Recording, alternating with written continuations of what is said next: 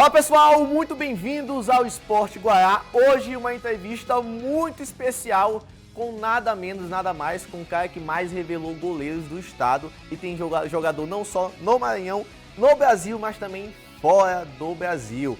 Marcial e seu projeto que está aí há muito tempo já, criando e revelando muitos talentos aqui no estado, em São Luís do Maranhão. Também tem campeonato maranhense, porque já sabemos quem são os times que vão se enfrentar na semifinal, então vamos fazer uma análise mais detalhada e ainda tudo sobre a denúncia do Tum Tum, querendo que o São José seja punido e perca os pontos. Afinal de contas, o Tum Tum também brigava por aquela vaga de segundo colocado do grupo B. O Sampaio Basquete contrata mais uma ala e já tem data marcada em março, dia 11 de março, entra em quadra contra o Sport Recife. É um jogo que vai acontecer fora de casa, lá na região do nordeste do país, lá em Salvador. Outra informação também é o Sampaio Correia, que já tem data marcada e os seus confrontos definidos no Campeonato Brasileiro da Série B. Daqui a pouco eu e o Tadeu Nunes vamos destrinchar um pouquinho mais essas informações. Mas antes, escuta o recado da TVN, porque a TVN tem uma mega promoção para você. São 250 megas de internet, 50 gigas de telefonia móvel, tudo isso por um preço muito acessível, R$ 189,80. É uma super promoção, super conexão e também super economia. Assine pelo telefone 3199-7270. É a TVN cada vez melhor e mais próximo de você. Olha, agora de volta aqui nos estúdios para dar um bom dia muito especial para esses dois que estão aqui no nosso estúdio. Eu que me sinto honrado em ter vocês aqui. Marcial, pouca gente conhece pelo outro nome, né? José, quando eu falava José assim, não tem. Agora, Marcial é o nome que marcou história e marca, né? Naquela posição de goleiro, que é uma posição difícil, não é? Com certeza. É uma posição bastante difícil e por isso que eu estou conseguindo revelar vários goleiros, porque a gente sabe a dificuldade, né, de goleiro hoje. E no meu ponto de vista hoje, o nível de goleiro está muito fraco, né? Eu acho muito fraco o nível de goleiro hoje. Então nós estamos procurando hoje, né, fazer o melhor do nosso conhecimento para que nós revelamos vários goleiros, e principalmente para o futebol brasileiro. Então, bom dia também para o David aqui, que está acompanhando aqui o Marcial, que faz parte do projeto, é nada mais nada menos que o auxiliar técnico, o braço direito ali, né, o cara que está sempre perto, ouvindo as instruções e também dando as instruções. A Academia Luva de Ouro, a gente está tentando resgatar os goleiros maranhenses, né, que é o objetivo do Marcial. Depois que ele parou profissional, a gente resolveu colocar esse projeto para ele aí, para motivar os meninos, né, que não tem essa característica de treinamento, de fundamento, que é essencial para o goleiro, hoje em dia não tem. O básico. E o básico é o que o papai está fazendo para eles. Então, assim, a gente vai começar falando aqui um pouquinho do próprio projeto, depois a gente vai expandir, né, até para uma conversa que a gente estava tendo aqui nos bastidores, né, sobre a questão daquela falta de goleiros maranhenses em destaque, né. Mas primeiro, começando do projeto Luvas de Ouro Marcial, atende quantas crianças e há quanto tempo, e assim, desde quando que está atendendo? Desde 5 anos, 10 anos, 15 anos? Explica pra gente, para quem está assistindo a gente, um pouquinho do projeto. Quando começou, quantas pessoas atendem? Fala dele. Começou em 2017. Com um aluno esse que está hoje em Dubai, é o Henrique, né? E hoje temos cerca de 35 alunos, só goleiros. Lá só funciona só os goleiros, né? E graças a Deus já tem uns destaques, né? Que é o Dudu, que está no Fluminense, já tem no Paysandu, que é o Adailton, no Grêmio, Fortaleza, que é o Kennedy, que é o Sergipe. Paysandu. E o Jean, que está no Retrô.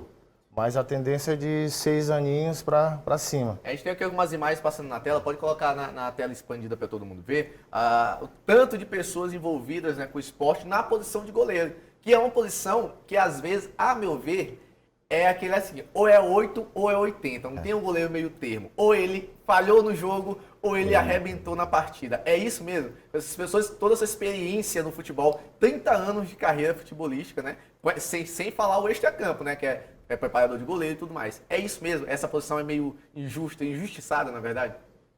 Com certeza. É uma das posições que você não pode errar. Não pode errar, porque qualquer erro é fatal. Se você erra, aí é difícil. Aí se torna difícil porque você vai ter mais dificuldade em recuperar aquele erro que você cometeu. Por isso que é um trabalho diferenciado. O trabalho de goleiro O cara pensa que é fácil, mas é difícil. É difícil mesmo, porque o goleiro tem aquela imagem de dizer que o goleiro não pode errar. Aonde eu acho que todos nós podemos errar. Não existe essa palavra não errar. Ninguém é perfeito. É mais no futebol. Mas no futebol, o pessoal botaram essa imagem de que o goleiro não pode errar. Não, o goleiro está propício a erro. E aí o que acontece na escolinha, no projeto, é que assim, a garotada chega bem novinha mesmo, para aprender o que a gente estava até conversando um pouquinho antes, a questão do fundamento, né, do básico. A gente vê muitos goleiros despontando, 15, 16, ou um pouco com a idade um pouco mais avançada, mas que quando chegam num time um pouco mais qualificado, com uma estrutura melhor de treino, de preparação e tudo, sentem a diferença de treinamento, de intensidade, né? Com certeza. Isso acontece pela falta de base. Com certeza. Essa tu tocou num ponto muito importante. Porque o cara pega um moleque de 6 anos, aí que ele vai aprender. Aí você vai passar para eles tudo aquilo que você aprendeu. Está entendendo? Para ele, com o tempo, ele vai botando em prática tudo aquilo que ele vai tendo dia a dia. Porque futebol, o goleiro é sequência, é todo dia repetições. Não tem negócio de querer você inventar outro tipo de treinamento que não existe. Goleiro é repetições de trabalhar o que acontece no futebol. Eu digo para muita gente, a posição de goleiro é uma posição difícil e você tem que trabalhar com ele o que acontece durante os 90 minutos de jogo. É bola alçada na área, né? É bola meia altura, bola rasteira, bola alta. Esses são os trabalhos de goleiro. Não adianta você fazer coisas que não acontecem no jogo. Então a Luva de Ouro tem essa finalidade de pegar, mostrar para os moleques o que é a posição do goleiro, o que o goleiro está precisando. Antes de a gente passar aqui para o outro assunto mais geral, sobre a questão do goleiro mesmo, do nosso estado, enfim, para quem tem interesse, né, em participar do projeto, como é que funciona? Existe uma matrícula, uma mensalidade por mês, a partir de qual idade? Tem que estar fazendo escola, tem alguns pré-requisitos desse sentido, a família tem que ir lá. Assim, dá uma explicada para quem tiver interesse, porque... assim, você até comentou comigo, assim, a gente treina os goleiros enquanto eles tiverem esperança de ser goleiro, né? E isso é independente de idade. A pessoa pode só se sentir à vontade, confortável de, por exemplo, jogar a pelada dele todo dia, final de semana, que é lá ser matriculado lá. Eu não sei se pode funcionar dessa forma, mas explica todos os detalhes para quem está assistindo a gente. Lá funciona assim, tem que pagar uma taxa de matrícula, né? Mesmo porque a gente não tem apoio de ninguém, né? Sim. Não tem apoio. Aí, se o menino quiser realmente ser goleiro, ele vai fazer a aula teste, porque o goleiro, muitos meninos pensam que é só ficar lá atrás, debaixo do trave, né? Mas não, tem todo um fundamento, os movimentos que o Marcial passa aí, os meninos, que é essencial. Né? De 5 anos até ele acreditar no sonho dele. Sim. Eu sempre coloco nas postagens que a gente acredita em todos os sonhos. Pode ser alto, pode ser baixo. O papai briga muito essa questão que é cultura, hoje o goleiro tem que ser alto. Ele não, tem que pegar bola. Isso a gente coloca na cabeça, o menino tem que se divertir, o garoto tem que se divertir. É um dos pontos que a gente bate bem firme lá, é a questão da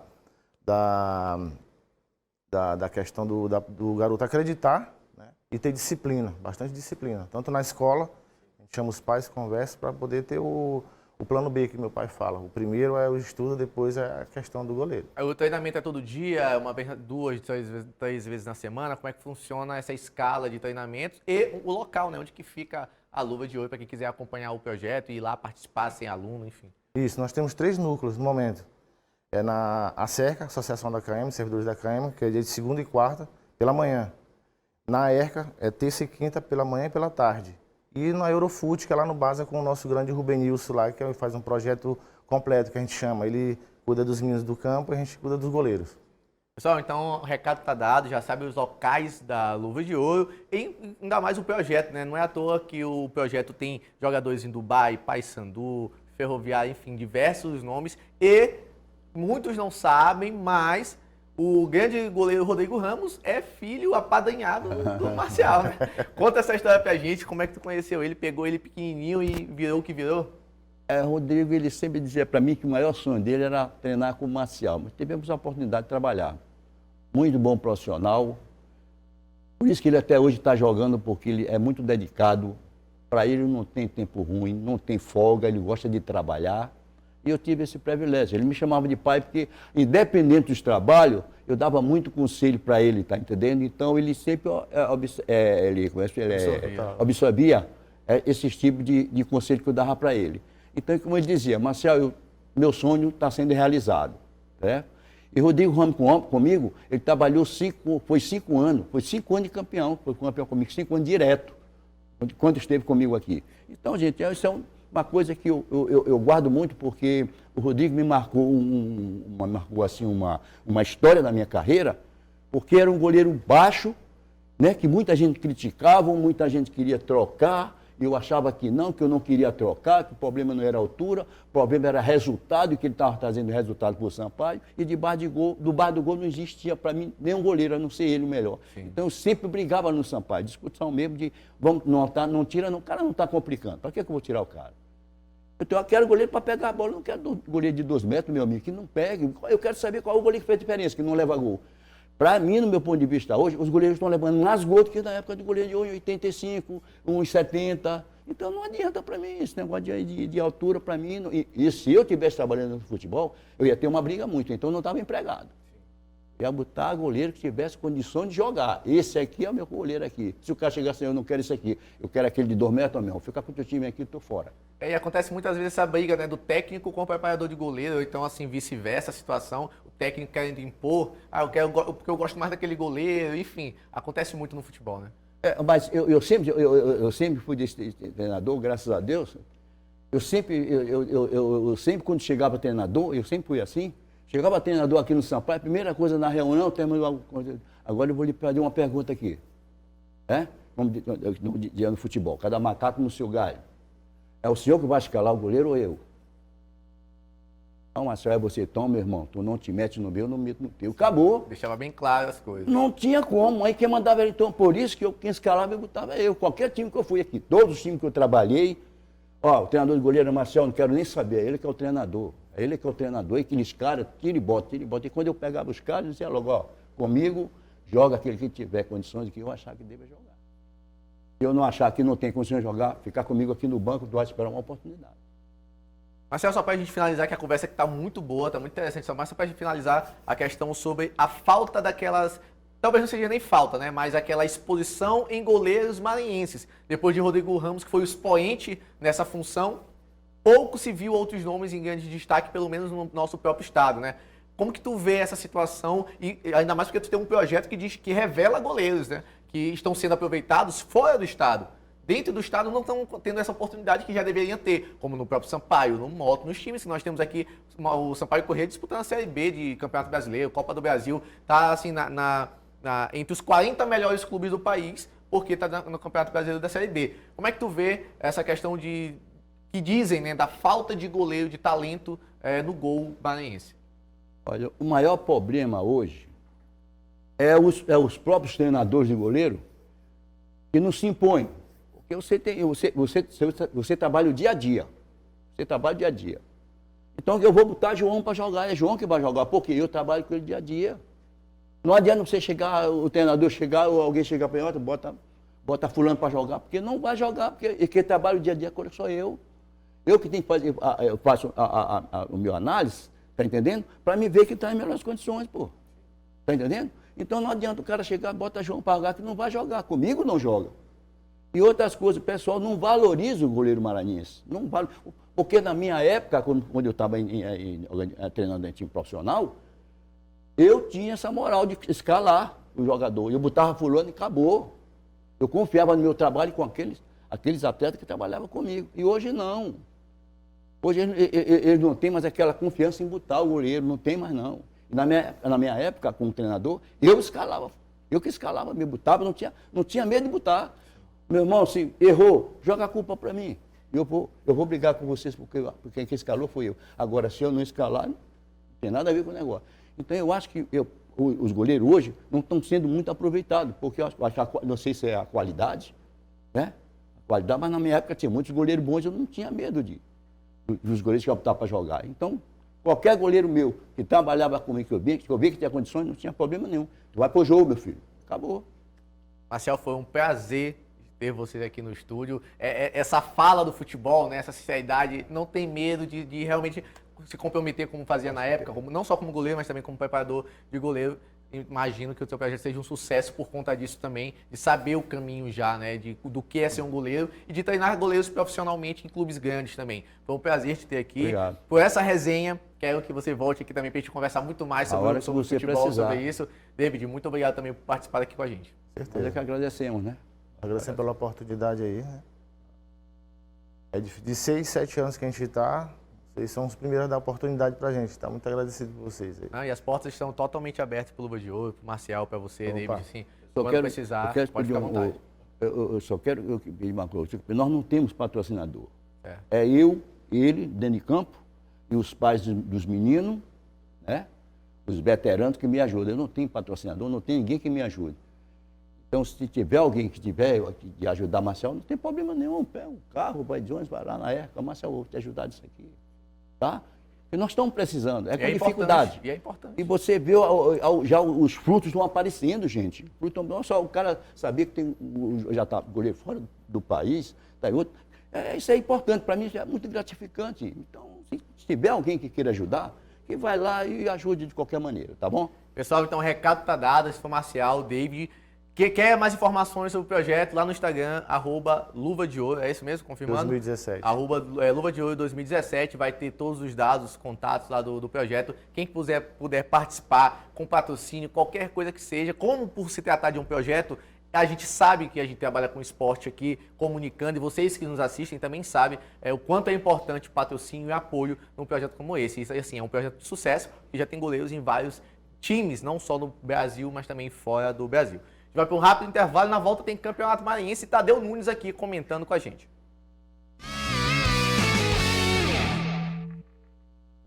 Pessoal, de volta com o Esporte Guará, Tadeu Nunes aqui com a gente. Tadeu, tivemos as definições do Campeonato Maranhense, Motoclube joga contra o Pinheiro, Sampaio, concretizou aquele favoritismo de líder, invicto, 100% de aproveitamento, 9 pontos, joga contra o São José de Ribamar. Como é que você viu esses confrontos que vão acontecer, né? Como você vê, na verdade, esses confrontos que vão acontecer na semifinal? Bom dia a todos que nos acompanham. Gaudêncio, realmente são jogo único, né? Será jogo único, uma semifinal. Tanto Sampaio Corrêa como o Motoclube vão ter a vantagem, só a vantagem de jogar nos seus domínios, jogar no campo que já está acostumado. E nós acreditamos que serão 2 grandes jogos dignos que está acontecendo no Campeonato Maranhense, né? Chegaram às semifinais as equipes que dentro de campo conseguiram mostrar os seus valores. Sabemos que o campeonato é só o primeiro turno, ainda terá todo o segundo turno pela frente. Quem não conseguiu chegar na semifinal vão poder ter esse segundo turno para fazer uma nova campanha, tentar fazer uma nova campanha. Já visto os 2 times que estão na zona de rebaixamento, tanto o Cordino como o Juventude de São Mateus, são equipes que não estão acostumadas, principalmente o Juventude. Já vemos o Juventude numa situação como se encontra. Então terá todo esse segundo turno, lembrando que terá todo esse segundo turno, mas não é um segundo turno longo. Sim. Então essas equipes precisam trabalhar mais dentro de campo e mostrar melhores resultados. Moto Sampaio Corrêa vão ter a seu favor a força dos seus torcedores, a força da sua torcida e ainda mais toda essa tradição. Pinheiro e São José vão ter que correr atrás, procurar vencer esses grandes adversários e quem sabe fazer uma final inédita como o próprio São José e o time do Pinheiro. Esperamos que essas semifinais possam apresentar para o torcedor maranhense, que tanto está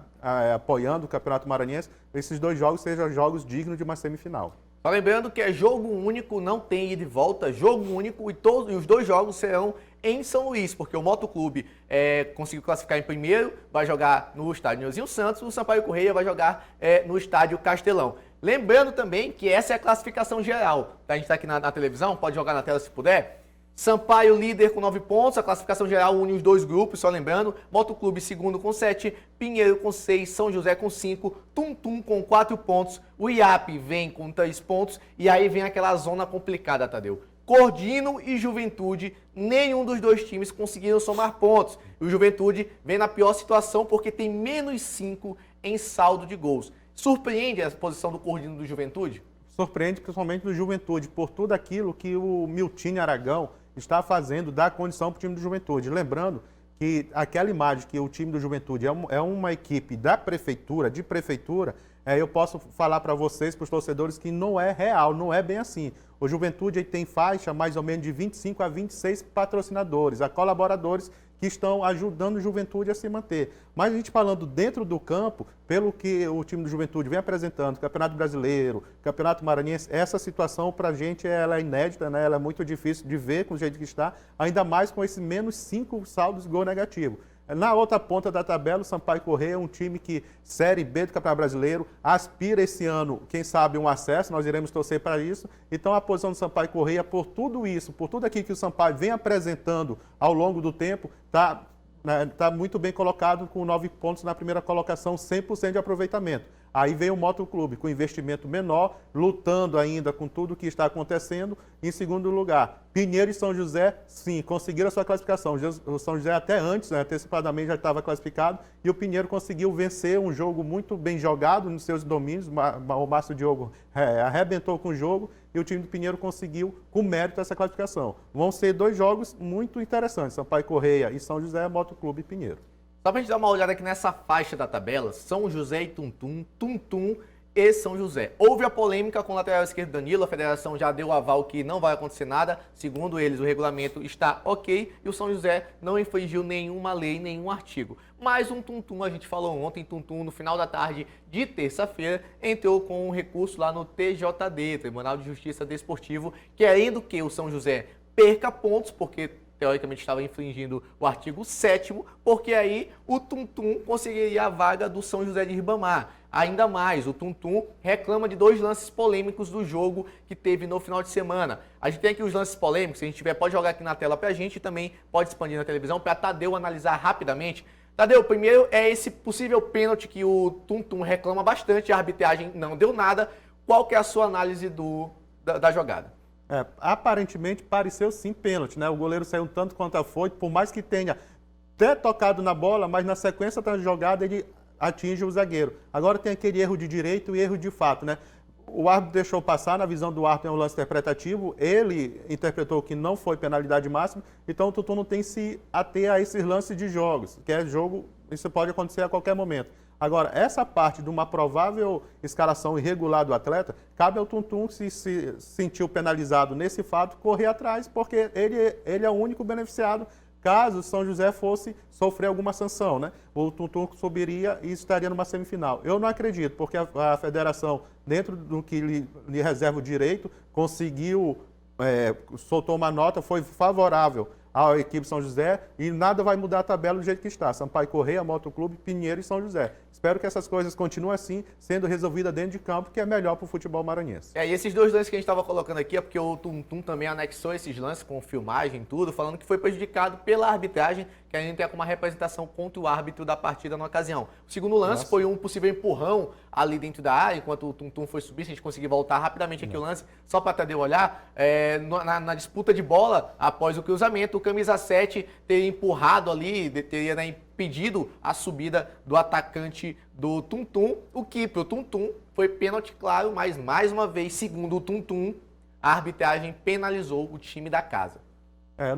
Mais uma vez, o jogador, quando você sobe, ele subiu ali, vai ter que ter um contato, né? Ou esse contato houve no ar, e para mim não foi o contato faltoso. Mas, enfim, o Tuntum tem o direito de reclamar, agora sabemos que vai dar alguma coisa, só poderemos saber isso depois da manifestação do Conselho de Arbitragem, da Federação, enfim. Mas eu acredito que não, o campeonato vai seguir com essa classificação que aí está. Tadeu, a gente fez uma análise rápida aqui dessas semifinais, do Tuntum também, essas questões extra-campo, que infelizmente a gente tem que tocar todo ano. Tem essas questões de extra-campo, tem essas polêmicas de jogador irregular, de pontos, de não sei o que, enfim. Todo ano a gente está aqui conversando sobre essas situações, o que é muito chato. Mas o último detalhe é que, Tadeu, ainda não tem data marcada para as semifinais, né? Qual que é o posicionamento da Federação Maranhense? Porque o Sampaio Corrêa tem jogos da Copa do Nordeste, né? Então não tem agenda, é isso mesmo? A Federação está estudando as melhores datas, tanto para o jogo do Moto como do Sampaio Corrêa. Não querem fazer um jogo muito espaçado, o jogo do Moto, e depois muito tempo para ter o jogo do Sampaio Corrêa. Inclusive foi pedido do próprio presidente Glésio Moisés, né? Do Motoclube, pediu para os jogos serem próximos, um dia de diferença de um para o outro para não ficar muito tempo sem jogar, né? O Motoclube São José e o Pinheiro podem jogar a qualquer momento, os dois têm calendário, né? E eu concordo com o presidente do Moto, né? Não pode passar muito tempo sem jogar e também não pode dar muito tempo para o adversário, né? No caso do outra chave, ficar aguardando quem será seu adversário. Assim que a federação conseguir adaptar essa data, que é da Copa do Nordeste, quando o Sampaio Corrêa está participando também, ela vai ser divulgada. Eu acredito que no máximo, até amanhã, sexta-feira, já pode ter alguma definição. Tadeu, muito obrigado mais uma vez pela participação. Tamo junto e Tamo até junto. amanhã. Até amanhã. Valeu, pessoal. Valeu, pessoal. O Esporte Goiás vai ficando por aqui. Amanhã a gente volta com muito mais informações do seu esporte local, que tá ficando cada vez melhor com o início de tantas outras competições. Copa do Nordeste continua, a Copa do Brasil chega já e também Campeonato Brasileiro.